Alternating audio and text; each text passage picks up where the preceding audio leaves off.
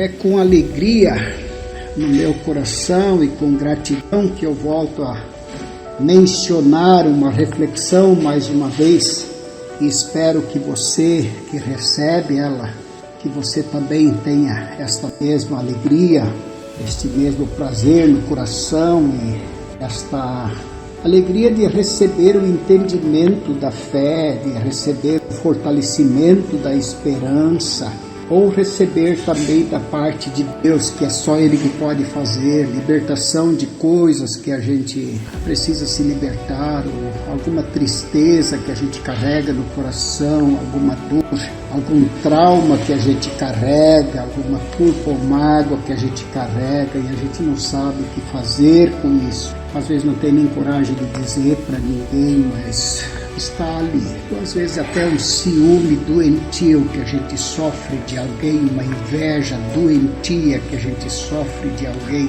Isso quase sempre é dos melhores amigos ou é dos familiares. Isso normalmente é assim. Nunca é de uma pessoa lá estranha, diferente da gente, não. Sempre é assim. Quando a gente sofre essas coisas que eu sei que a gente sofre, que eu já sofri muito na minha vida, como é bom quando a gente pode escutar o que Deus fala pra gente. A palavra de Deus que tem esse poder, ela tem a vida de Deus nela, ela tem o poder de Deus para salvar, para libertar, para transformar, para converter, para iluminar, para transformar realmente a pessoa numa nova criatura. Eu quero tratar nesse dia, novamente com alegria, uma palavra que o Lodemar escreveu no devocionário, que fala, que tem o título de Preciosas Palavras de Vida. Gostaria de recomendar para você se informar e ver como você pode adquirir um devocionário desse. Ele é muito, muito bom. Eu agradeço a Deus pela vida do Lodemar e agradeço o Lodemar e a Nete por esse ministério deles, essa missão deles. Eu desejo que Deus abençoe muito, muito adiante para que a gente possa, como tantos outros, ir compartilhando a bênção que a gente vai recebendo.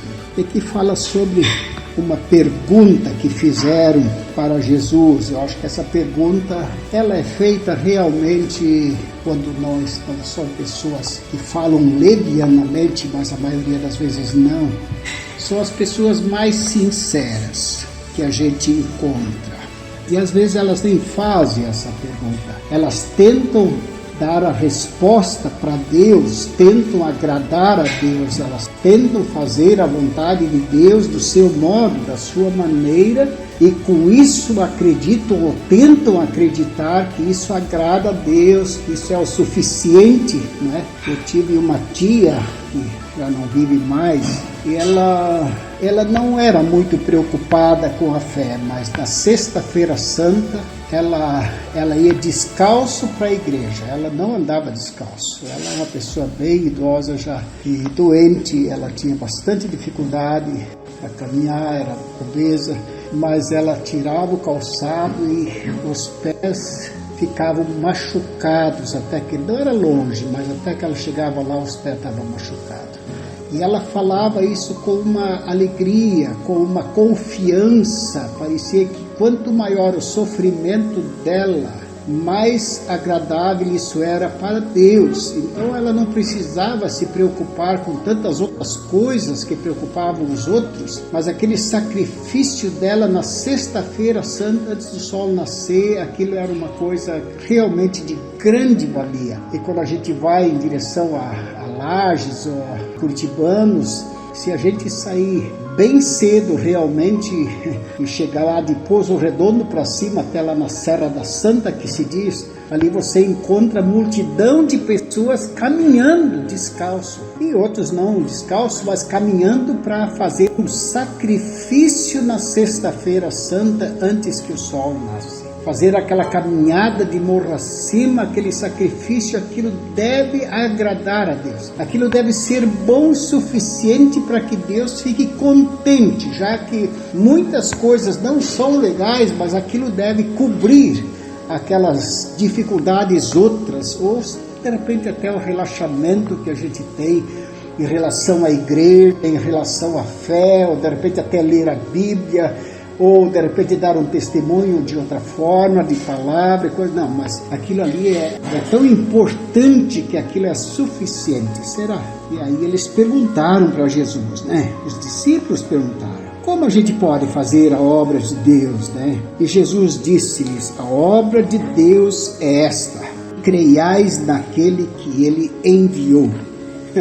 Será que crer em Jesus, isto é praticar a obra de Deus? Diria, a obra mais importante, a primeira obra que Deus aceita da vida de uma pessoa é que ele creia em Jesus como seu único Senhor e Salvador? Será? Pois é, foi o que Jesus falou. Ele não falou isso só uma vez, ele falou mais vezes, né? A obra de Deus é esta, que creiais naquele que por ele foi enviado, que era o próprio Senhor Jesus. Mais uma vez, Jesus está rodeado de um grande número de pessoas. A multiplicação dos pães havia impressionado. Tanto mais queriam estar perto dele. E Jesus lhes diz: não se preocupem tanto com as coisas que se estragam, como comida, mas busquem um alimento que permanece para a vida eterna. Isso está em João 6, versos 26 e 27. Jesus queria dizer: vocês estão me procurando por causa do milagre, mas não procuram a mim. Vocês estão procurando o que eu faço, não a mim. Vocês estão me procurando por causa do milagre, mas não procuram a mim. Vocês querem as minhas dádivas, mas não querem a minha salvação. Que palavra séria que Jesus falou. O que ele diria de nós? E aquelas pessoas que tentam se justificar e afirmam: nós também queremos realizar as obras de Deus. O que devemos fazer? João 6, 28. Mais uma compreensão equivocada. Não é possível alcançar a salvação eterna através de boas obras. Eles estavam prontos a fazer algo. O que devemos fazer? Quais as obras que mais agradam a Deus? Esta é a pergunta de tanta gente. Acreditam que fazendo o bem, praticando obras, possam merecer a salvação de Deus. E Jesus foi muito claro, como também toda a palavra de Deus o é. A obra de Deus é esta, que creiais naquele que ele enviou. Em outras palavras, ele diz: esta obra Deus já fez, enviando teu filho. A única coisa que é preciso fazer, se isso dá para dizer que é algum fazer, né? Se isso é obra da nossa parte, o que é preciso de nossa parte é crer, é aceitar o seu presente, é abrir o coração para Jesus.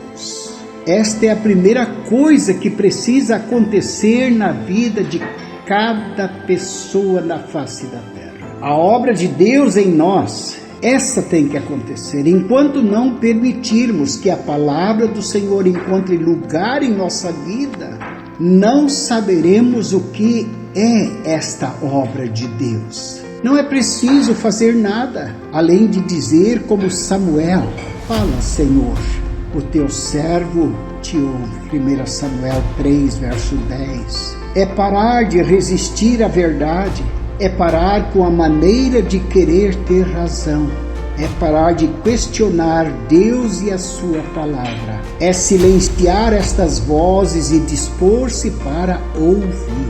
Tão simples, mas nós complicamos as coisas. Nós achamos que as boas obras salvam, e há tanta gente fazendo o bem, mas não conhece Jesus. São bem intencionados, sim, mas não têm salvação. Não há como negociar com Deus. Jesus é a porta. Ele é o único caminho. A todos que creram nele e o aceitaram, ele deu o direito de se tornarem filhos de Deus. João 1, verso 12. Esta é a única maneira de alcançar a salvação. Deus já fez tudo. Aceite isso e aproprie-se deste presente pela fé, recebendo Jesus em sua vida. Em outro momento, Jesus diz: a vontade do meu Pai é esta, que creiais daquele que por ele foi enviado, e que vocês amem aqueles que dele é nascido. Crer em Jesus é uma obra de Deus na pessoa. É a salvação de Deus, não é a salvação da pessoa. E amar os irmãos na fé é o conjunto da obra de Deus. Porque quando Deus coloca o seu Espírito Santo, o seu amor no coração da pessoa, que recebeu a salvação, recebeu o seu perdão, recebeu a sua misericórdia, a sua graça, e Ele coloca o Espírito Santo, daí a obra do Espírito Santo é o amor. E de maneira muito especial, é o amor aos irmãos que também amam Jesus. Não porque eles concordam com a gente, não porque eles estão sempre certos, não porque eles são melhor do que todo mundo, não porque eles fazem sempre o que eu gosto, dizem só o que eu gosto de escutar, não. Porque Deus se revelou no coração deles como se revelou no meu coração. E agora Deus quer? Não é que Deus quer. Isso é a condição. Crer em Jesus e amar aqueles que dele são nascidos. Quem diz que ama Deus e não ama o seu irmão é mentiroso, diz a Escritura. E quem odeia o seu irmão é um assassino.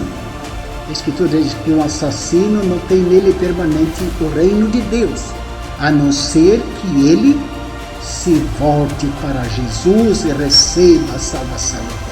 Pai bondoso, concede graça adiante, tanto na fala dessas mensagens, como também na vida do nosso querido escritor, o missionário Lodemar Schlemper. Concede graça a ele adiante e dá que aquelas pessoas que recebem essas mensagens possam repassar para os seus amigos, para os seus vizinhos, para os seus colegas de trabalho, para os seus irmãos da fé e até mesmo para quem às vezes não ama tanto a gente assim, mas que a gente ama por causa do amor de Deus em nós. Abençoa, Pai. Não deixa que ninguém que ouve essa palavra um dia seja condenado, mesmo tendo tido a grande oportunidade de ouvir desta forma, Senhor, tão simples, tão maravilhoso. Concede, Senhor, que isso não fique só no ouvido, na mente, mas que isso desce para a alma e produza o efeito salvífico de Jesus e o testemunho da salvação de Deus se manifeste logo após e pela vida toda até a eternidade. Em nome de Jesus eu oro. Quem vos falou essa palavra mais uma vez foi o missionário Alai Scheidt. E mais uma vez, em nome do Senhor Jesus, eu conclamo: leia a sua Bíblia e Deus abençoará você grandemente, com certeza.